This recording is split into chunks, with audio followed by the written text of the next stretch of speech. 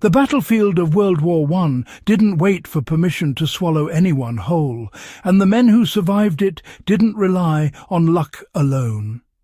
They learned to blur themselves into mud, shadow, and shattered ruins with a kind of gritty creativity that feels almost mythical now. What if I told you some of the most effective survival tricks weren't high-tech inventions or elite training methods, but raw human ingenuity mixed with paint, fabric, and a stubborn refusal to be an easy target? Stay with me, because these forgotten camouflage secrets carry the same energy that later fueled the more refined concealment tactics of World War II. And once you hear them, you'll never look at a battlefield the same way again. The early days of World War I were loud with overconfidence. Marching lines, bright uniforms, flags raised high. That confidence evaporated the moment machine guns and long-range artillery turned the battlefield into a wide-open hunting ground. Soldiers quickly realized survival meant dissolving into the landscape. What followed was a rush of strange brilliance. Soldiers, artists, hunters and engineers all throwing ideas into the fire. Some worked, some were disasters, but the winners became the foundation of modern concealment. One of the earliest breakthroughs came from a group of artists who were recruited into what was essentially a battlefield design team. Their paintbrushes traded canvas for cannons, helmets, and full-sized observation posts. They invented disruptive patterns, broken shapes, and jagged colours that shattered outlines. Not quite the camouflage uniforms we know, but close. These early patterns helped soldiers distort their human silhouette, blending into rubble and terrain even at long distances. The goal wasn't to turn invisible. No one expected magic. The mission was to create doubt in an enemy's eyes, just a heartbeat of uncertainty long enough to stay alive. Soldiers painted equipment using 2 or 3 clashing tones, broken into irregular blocks and streaks. This completely scrambled depth perception. A helmet stopped looking like a helmet. A gun barrel stopped looking like a gun barrel. Distance became harder to judge, especially through early scopes. This wasn't random artistry. Troops studied how light behaved across trenches, how shadows stretched at dawn, how dust settled on metal. They noticed the battlefield wasn't monotone. It shifted through seasons, weather, even time of day. Their solution was adaptive camouflage, constantly updated and repainted. Mud was the medium of choice. Soldiers smeared it across helmets and jackets, refreshing it whenever it cracked or dried. This flexibility seeped into later decades, eventually influencing the more refined concealment systems used in World War II. But the raw version was born right here, in the dirt and thunder of the trenches. One of the strangest secrets of World War I camouflage wasn't worn on uniforms at all. It was built. Entire sections of the front were disguised with fake trees, hollow logs, and artificial rocks. They were astonishing illusions, crafted at night, then quietly swapped with real objects before dawn. These so-called observation trees held scouts inside them, watching enemy movements through tiny drilled openings. Picture a battlefield studded with what looked like blasted stumps, and inside them a pair of eyes taking notes that would decide the fate of thousands. These structures were so convincing that enemy forces often walked past them without a second thought. The technology wasn't advanced, just steel frames, wood panels and paint, but the execution was clever enough to fool trained observers. This trick later evolved into more complex decoys seen in World War II, where fake tanks, planes and whole bases misled enemy intelligence. But, its spiritual ancestor was this simple wooden tree silently listening in no man's land. Camouflage isn't only about colour.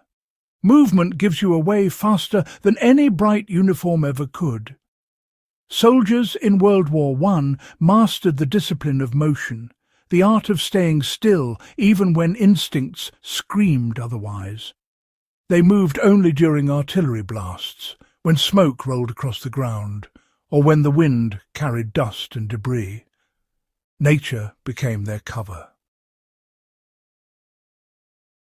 Smoke screens weren't invented for theatrics.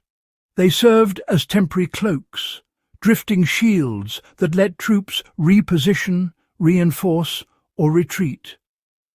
When the smoke thinned, they hugged shadows, used destroyed walls as stepping stones, and crawled through trenches shaped deliberately to break sightlines. Every trench zigzagged, making it nearly impossible for enemy fire to travel straight down the line. This practical geometry was a form of survival architecture, turning the battlefield into a labyrinth that favoured the hidden. This discipline of movement, timed, deliberate, minimal, became one of the core principles used decades later in advanced infantry tactics. Contrary to modern belief, most soldiers weren't issued patterned uniforms during the war.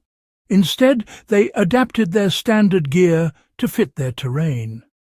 Soldiers rubbed charcoal into their coats, coated boots in dirt, or stitched local vegetation onto their fabric. Helmets were wrapped in burlap or netting, stuffed with grass or straw. These improvisations weren't tidy or standardized. They were gritty, effective, and tailored to each soldier's environment. A sniper lying in frostbitten fields didn't need forest tones. He needed pale greys and soft browns. Someone hiding among shattered brick needed rusty colours and dark shading.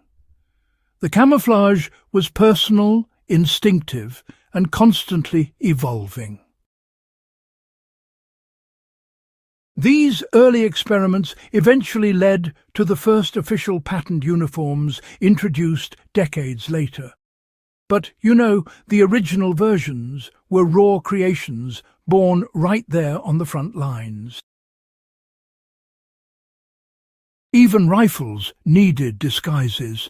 Troops wrapped barrels in cloth or canvas to prevent metallic reflections. They smeared grease mixed with dirt across bolts and chambers. And snipers, they painted their scopes so they wouldn't flash sunlight. This attention to detail separated the survivors from the fallen. On a battlefield where a single reflection could betray an entire position, soldiers treated every inch of equipment as a potential liability. Many historians now believe this obsessive approach influenced specialized units in World War II that perfected the craft of long-range concealment. The forgotten truth is that camouflage isn't only about hiding the body. It's about tricking the brain of whoever is looking for you. Soldiers in World War I understood the psychology of perception. A shape that was slightly off, a shadow that didn't fall where it should, a colour that felt too clean.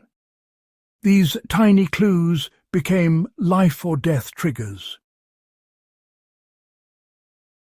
To exploit this, soldiers learned to dirty their uniforms in irregular ways, avoiding predictable patterns. They repositioned objects in trenches to break symmetry. They avoided straight lines at all costs.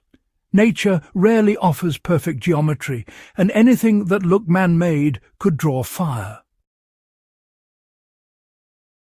This intelligence, this instinct for illusion, became part of battlefield culture. It flowed into later conflicts, shaping the entire philosophy of modern camouflage. These lost camouflage secrets weren't glamorous.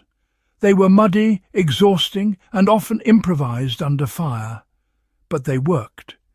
They helped soldiers in one of history's harshest wars outwit enemies who were just as desperate to survive. And their legacy carried forward, influencing how concealment evolved into the systems used during World War II and beyond. If you want more deep dives into the hidden survival knowledge that shaped history, make sure you subscribe to Legacy of Survival and share this video. There's a lot more to uncover, and you won't want to miss what comes next.